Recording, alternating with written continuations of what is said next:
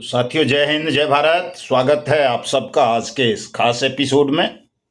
मैं मदन लाल आज़ाद, संस्थापक संयोजक ठगी पीढ़ी जमाकर्ता परिवार और all India bike board taxi union, आज दिनांक 30 मई 2025 को आपके समक्ष प्रस्तुत हूँ राजधानी दिल्ली से कुछ खास सूचनाएं, खास समाचार आप सबको उपलब्ध कराने के लिए। तो रोजाना की तरह मैं अपील करूंगा तमाम साथियों से कि वो इस वीडियो संदेश को पूरा सुन लें, इसे ज़्यादा से ज़्यादा शेयर कर दें, लाइक करें, कमेंट करें और सब्सक्राइब भी अवश्य कर दें वो साथी जिन्होंने अभी तक हमारे यूट्यूब चैनल युगांतर न्यूज़ को सब्सक्राइब नहीं किया है। क्योंकि जब आप सब्सक्राइब करोगे तो आपको नोटिफिकेशन आएगा, खबरें मिलेंगी, समाचार मिलेंगे, मार्गदर्शन मिलेगा और घर बैठे निःशुल्क अपडेट प्राप्त होती रहेगी आपको साथियों। तो इस काम को जरूर कर लें, ये निःशुल्क है, इसमें कोई पैसा नहीं लगता है। जैसा कि कुछ धूर्त खबरें उड़ाते हैं कि साहब एक लाइक करने पे, कमेंट करने पर या सब्सक्राइब करने पर कितना बता रहा है, 40 रुपये मिलते हैं। ऐसा कुछ नहीं है और ये केवल कोरी अफवाह होती है धूर्तों द्वारा उड़ाने की, या जो हमारे विरोधी हैं या सहयोगी होने का ढोंग करते हैं। ऐसा ही कमेंट आज मैं पढ़ रहा हूँ। सबसे पहले वही खबर बता देता हूँ साथियों। एक हमारा जिलाध्यक्ष है हरियाणा रेवाड़ी का, और रिटायर्ड फौजी भी है दुर्भाग्य से, कि ऐसे लोग भी सरकारी सेवाओं में पहुंच जाते हैं जिनका मन दूषित होता है, अपवित्र होता है, और जो राष्ट्र के भक्त ना होकर किसी व्यक्ति विशेष के भक्त होते हैं। ये अपना वो क्या नाम है अपना,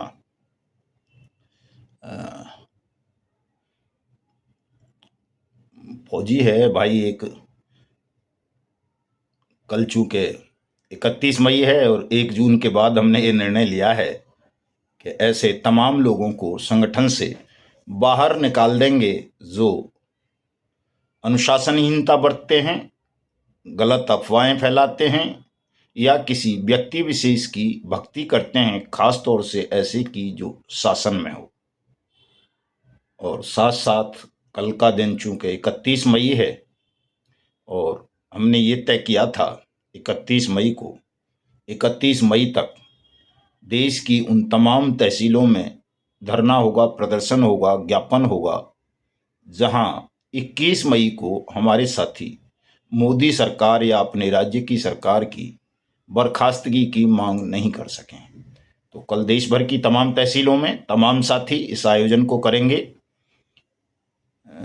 जहां जहां ज्ञापन कार्यक्रम 21 मई को नहीं हो सके हैं, वहां वहां सब साथी एसडीएम या तहसीलदार के माध्यम से अपना ज्ञापन देश की महामहिम राष्ट्रपति, मुख्य न्यायाधीश सुप्रीम कोर्ट भारत को भेजकर मोदी सरकार और अपने राज्य की सरकार की बर्खास्तगी की मांग करेंगे, ये कहते हुए कि उन्होंने देश के ठगी पीड़ितों के भुगतान की गारंटी के अधिकार, अनियमित जमा योजनाएं पाबंदी अधिनियम 2019 बट्स एक्ट 2019 की अनुपालना सुनिश्चित नहीं की है, कानून की कुर्सी पर बैठकर स्वयं कानून का उल्लंघन किया है। इसलिए ऐसी अपराधी सरकारों को महामहिम राष्ट्रपति महोदया और चीफ जस्टिस ऑफ इंडिया को स्वतः संज्ञान लेते हुए त्वरित प्रभाव से बर्खास्त कर देना चाहिए और सुनिश्चित करना चाहिए देश में अनियमित जमा योजनाएं पाबंदी अधिनियम 2019 का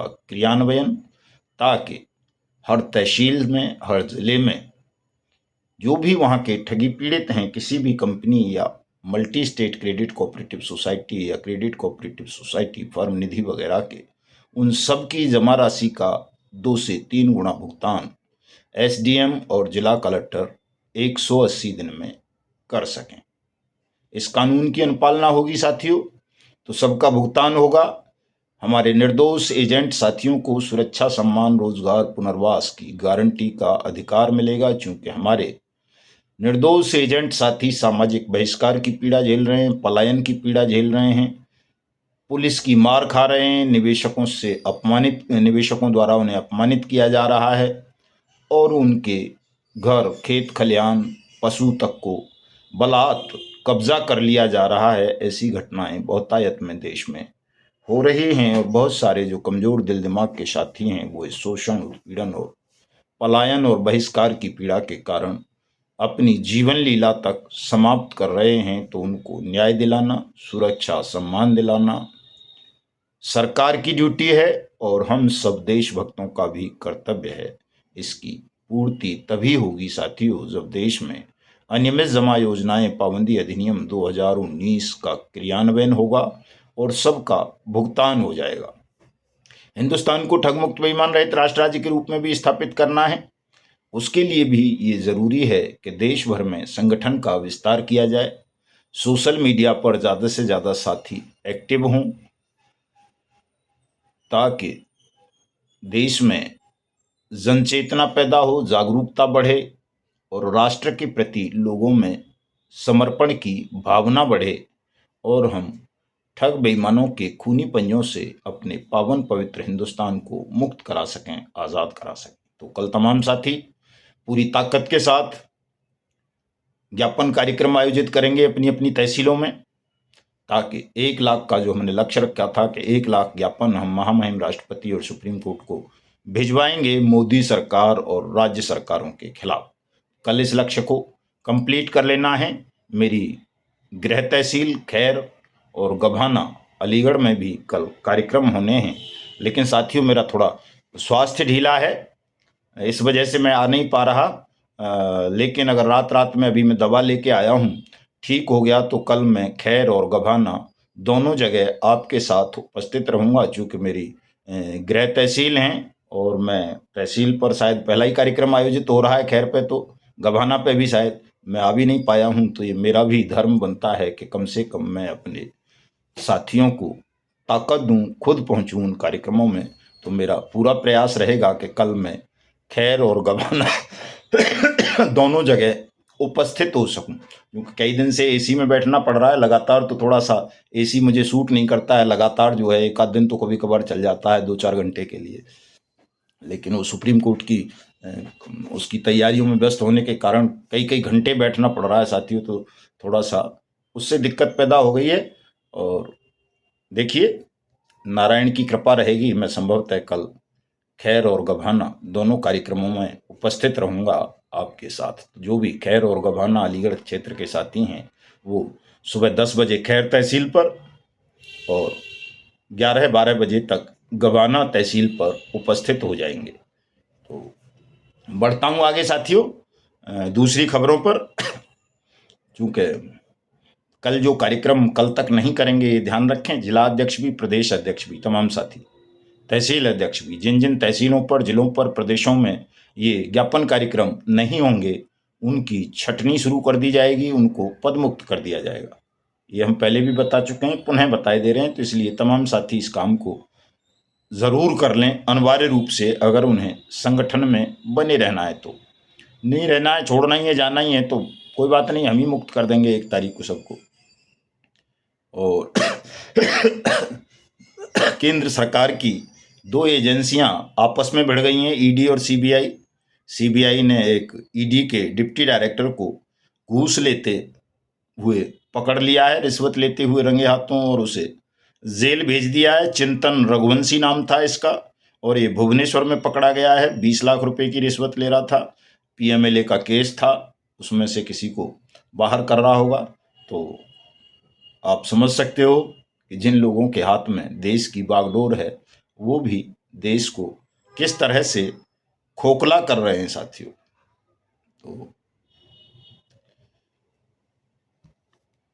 और भी कुछ खबरें थीं साथियों, लेकिन खबरें कल बताएंगे आपको, शाम को, रात को, या खैर पहुंचे तो खैर और गभाना से लाइव होकर के ही बताएंगे। मैं आप सबसे ये अनुरोध करूंगा कि आप ऐसे धूर्तों की बातों पर भरोसा ना करें, और जैसा कि मैंने रात को फेसबुक लाइव पर भी बताया था कि हम सबको मिलकर लड़ना होगा अगर इस लड़ाई में जल्दी विजय पाना चाहते हैं। अगर हम अलग अलग रहे, खंड खंड होते रहे, तो ये लड़ाई बहुत लंबी खिंच सकती है। इसलिए मैं तमाम साथियों से अनुरोध करूंगा कि आप अपनी एकता को मजबूत कीजिए, उन साथियों से संपर्क स्थापित कीजिए जिनसे आपका मनमुटाव हो गया है, या आप जिनसे मुँह छुपा रहे हैं। तमाम साथियों से मुलाकात कीजिए निर्भय होकर के। ऐसा कुछ नहीं है कि कोई आपको खा जाएगा। हम बैठे हुए हैं, पूरा संगठन बैठा हुआ है, कानून बैठा हुआ है आपकी सुरक्षा के लिए, और दुनिया भर की चीज़ें उपलब्ध कराई जा सकती हैं, उत्पन्न की जा सकती हैं, निर्मित की जा सकती हैं आपके सुरक्षा सम्मान के लिए। तो तमाम साथी मिलकर के इस आंदोलन को आगे बढ़ाएं, संगठन को आगे बढ़ाएं, और अपने दिमाग से, दिल से उन विकारों को समाप्त कर लें जो ठगों ने या बेईमान शासन प्रशासन ने आपके दिल दिमाग में घुसा दिए हैं। भयमुक्त होकर के इस लड़ाई को लड़ना है। तमाम साथी भयमुक्त रहेंगे। मिलता हूं कल। जय हिंद, जय भारत।